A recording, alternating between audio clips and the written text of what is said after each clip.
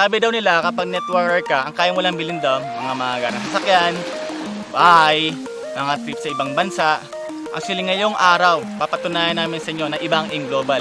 Dahil ngayong araw, meron isang bata, ang pangalan Janvi San Juan, bumili ng isang beach resort sa Palawan. Ang malupit dito, kung saan nag-shoot yung Survivor, ayun lang siya, katabi lang namin. You would not believe your eyes if 10 million fireflies lit up the world as I fell asleep. Nag-start kami sa in global, dito kami nagkakalang seminar, sa garahe lang.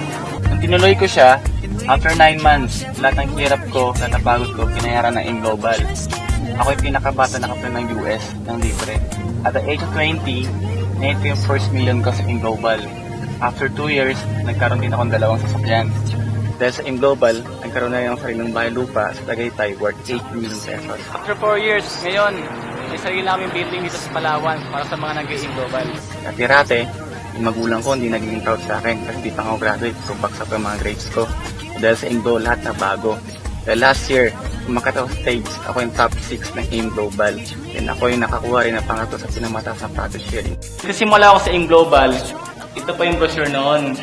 Pangarap ko lang dati makasama sa mga nagkakotse dito, mga naging milyonaryo. Ginawa ko, pabalik ko lang sa office noon, nakipag-meet sa mga top earners, nakipag-meet sa mga may-ari, kami ng advice, araw-araw, gabi-gabi, yun ang ginagawa namin.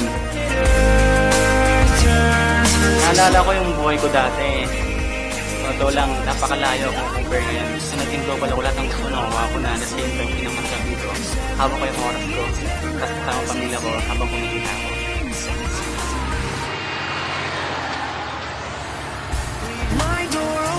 Akala ko lahat ng pangarap ko nakuha ko na.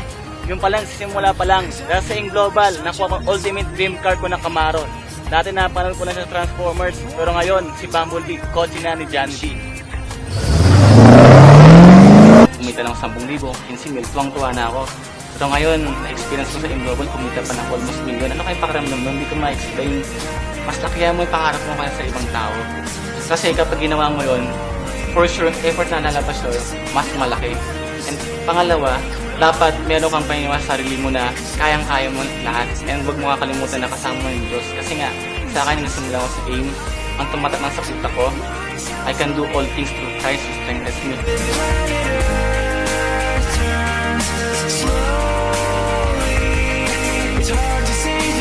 Guys, imagine mo, ito resulta lang to na 5 years na non-stop na trabaho ko. Pumunta na iba-ibang lugar, iba-ibang bansa. Pero kung isipin mo, sino ba naman ako para magkaroon ng ganun? Sa akong bata, sa akong undergraduate, first time ako mag-network. Ito lang isipin nyo, kung ako nga nagawa ko, ikaw kaya mo rin. Basta may pangarap ka, trabahoy mo lang sa AIM Global at ibigay sa'yo na rin. Because my dreams are bursting at the seams. Tumulang pawis ko. Tumutulong pawis ko. Pero may cup yun, di ba doon? Oo.